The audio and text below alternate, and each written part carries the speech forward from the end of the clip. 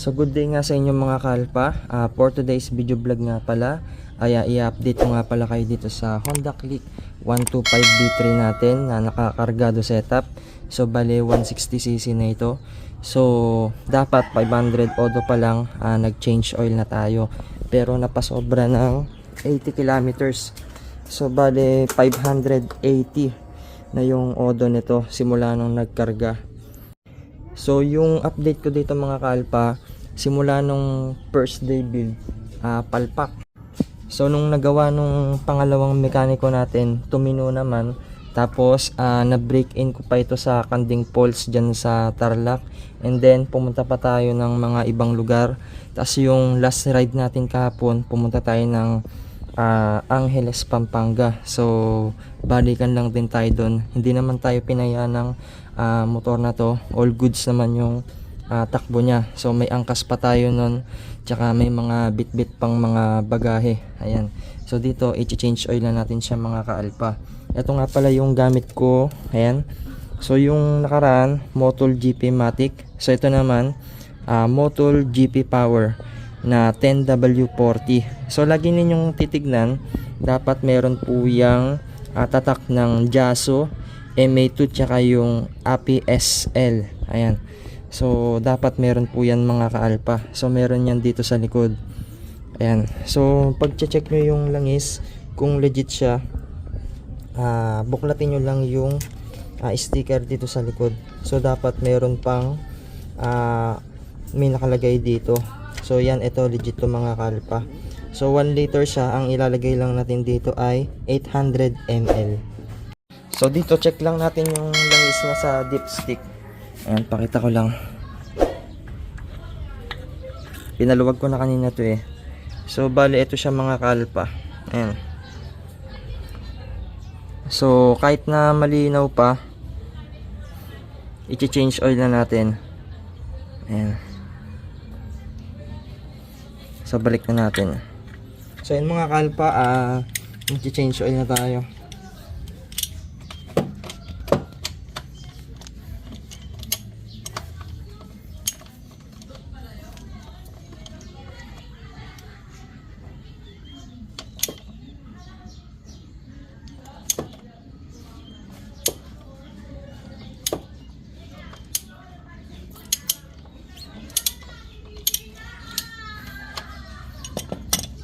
Pakita natin kung nagbawas siya. Kasi sumusukan ng langis to eh.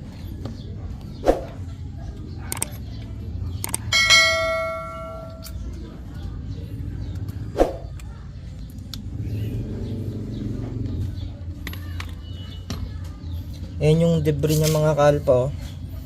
And so hindi ko na ikakat to. So yung sa unang mekaniko natin, ang nilagay niyang valve seal yung 4S1M. So nandito na siya sa drain plug natin. So nasala siya. So kung makita ninyo, ayun oh, ang dami oh. Ito yung sumabog na valve seal. Kaya nagsusuka ng langis. Yung pinalit natin dun sa part 2 ng vlog natin, yung Racing Monkey. Ayun oh, meron pang mga ano, yung mga metal yung sa spring nya. Ayun oh, palpak ang pagkakagawa.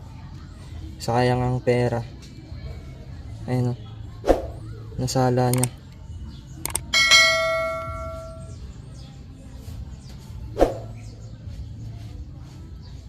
So dito mga kalpa, ito na lang yung natitirang langis nyo. Ayan. Pakita natin. Mamaya susukatin natin to kung ilan, para ma-check natin kung ilang ml na lang ito. Kasi marami talaga yung natapon na langis. Ito, pakita lang natin yung mga debris oh. Ayan. Ayan siya mga kalpa. Buti nga hindi pumasok to sa mga yung daluyan ng langis, yung mga malilit na butas. Overheat yan pagka ito ang sumiksik dun at nagbara.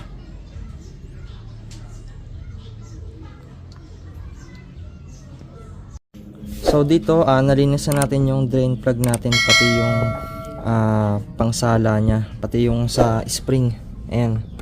So sinide stand ko lang din, tapos sinide natin yung motor para bumaba lahat ng langis. Pero dun sa pinaka drain plug niya sa baba, bubuksan pa natin yun para bumaba talaga yung langis mga kalpa, para masala lahat, no, para ma-change oil natin ng maayos. So para makita natin kung nagbawas siya, kung gaano karami yung binawas niya. So ito, kapag nag-change oil ako, kinabukasan ako nag-change oil, yung hindi mainit yung makina, para nakababa lahat ng langis. So dito nga mga kalpa, na-drain na natin lahat ng langis. So ito na lang yung natira. Ayan, napaka konti na lang, oh. Ayan, ita-transfer natin siya dito sa tabong to. And then ita-transfer na natin siya dun sa may lalagyan na motul, yung mga pinag-change oilan natin dati. Siguro yung nabawas dito mga 300 ml siguro, or nasa 200 to 250. Ayan, oh. So lagay natin sa patag. Ayan mga kalpa, kung mapapanood ninyo yung second vlog natin, inilagay ko dun sa intro yung umuusok tsaka sumusuka ng langis nung naka sunpipe pa tayo nun na silent killer. So yun mga kalpa, ayan yung langis natin, no. Ayan. So talagang nagbawas siya, tsaka nakita natin dun yung mga debris na nasira, kaya yun yung nag-cause ng pagbabawas ng langis natin, tsaka pagsuka, ayan, tsaka pag-usok. Tsaka yun yung sa may hard starting. And sa mga TikTok mechanic dyan, and okay lang naman na gumastos ako ng mahal, kasi first time kong nagkarga dito sa FI, Pero kung mga Mio carb lang ito, marami akong pupuntahan na mga magagaling na mekaniko. Ito, aral na lang din ito sa mga first timer na gustong magpakarga ng mga motor nila. Ayan, kahit na hindi Honda Click, kahit na mga ibang motor basta FI, punta kayo dun sa mga trusted mechanic ninyo. So yung sa akin, confidential, kasi sa akin na lang din yun kung bakit ako pumunta dun, basta mahabang kwento. So punta na lang kayo sa mga trusted mechanic ninyo para hindi kayo magaya sa akin. So ito, okay lang naman na gumastos ako, kagaya nga ng sinabi ko, experience na rin. Sa mga basher dyan, bash lang kayo ng bash. So wala naman problema sa akin yun, hindi naman ako affected hindi naman kayong gumagastos dito sa motor ko. So dito na rin kasi ako masaya. And so kung magaling kayo, edi magaling kayo. Ako, hindi naman ako maalam sa motor So gumagastos tayo, dapat pulido rin yung pagkakagawa, diba? So yung mga ibang mga basher nag-advise naman, wala namang ding problema sa akin yun. So dito mga kalpa, itatransfer natin itong bagong langis dito sa motor natin.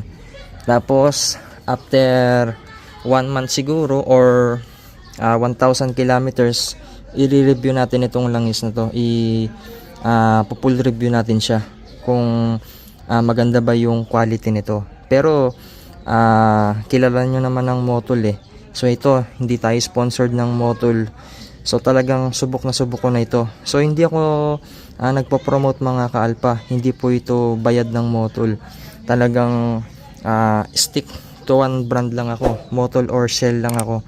Yun lang ang ginagamit ko dito sa mga scooter. Ganda ng langis ng Motul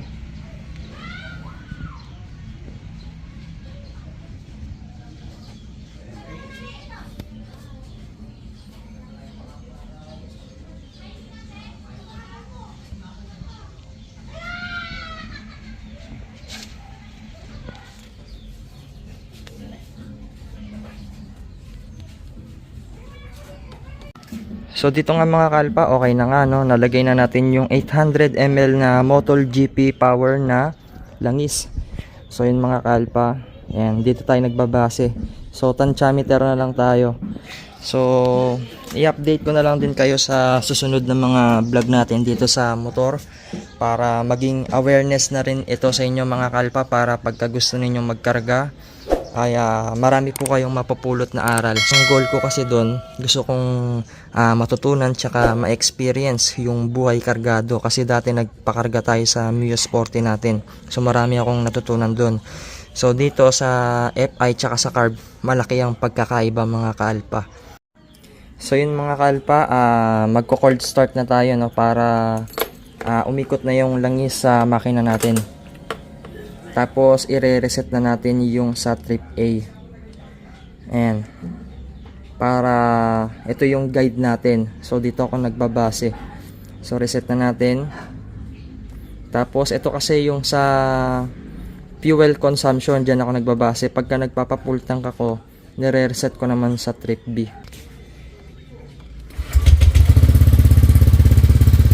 Ibang smooth.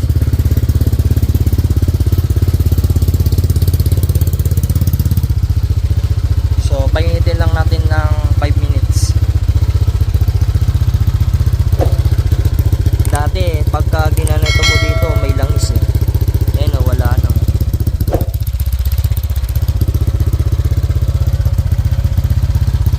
So yung naririnig ninyo rito, yung tensioner, magpapalit tayo ng tensioner. So in order ko na rin pala yan sa Davao City, sa mismong Pitts Bike. So mura kasi dun eh, nasa 250 lang yung kuha natin. So sa labas, pag dito na sa North Luzon, ang bentahan nila rito nasa 500.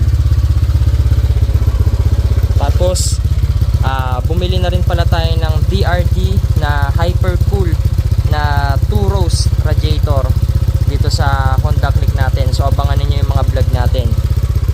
Tsaka yung update pala dito, nagpalit na rin pala tayo ng Pyto na terawatt. Yan, diba? Puro gastos malala, diba?